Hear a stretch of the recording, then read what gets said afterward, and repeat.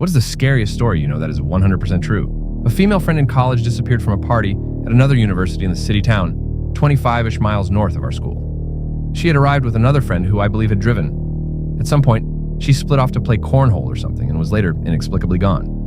Phone calls went to voicemail, police were called, but she was simply missing. About 10 days later, she was found by a homeless man who witnessed her crawling up to a bus stop in the city, begging for help. She had broken a leg and an arm and was in very bad shape. At the quite large party, she had her drinks secretly drugged and was then led off by a group of men into their vehicle.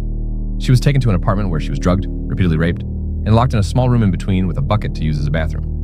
At one point, after being injected with heroin and raped, she somehow managed to convince one of her captors to allow her to use the actual bathroom to clean herself up. This bathroom had a small window to the outside, and with the shower running, she managed to squeeze out and fell from the third story into a large hedge bush. From there, she crawled from the apartment complex to the road and bus stop, where the homeless man saw her and called police. Many cars stopped upon seeing her, making her captives unable to recapture her. 3 men were later arrested for the crime after surveillance cameras allowed police to locate the apartment which she jumped from.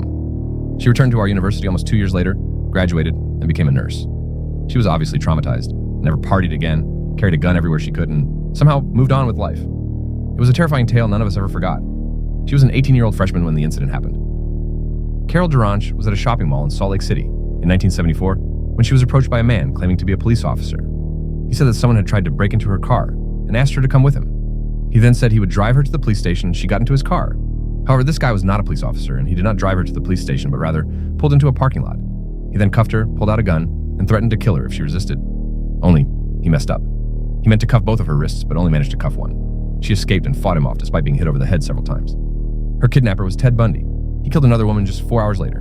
Her escape also helped identify Bundy and she is part of the reason he was eventually arrested.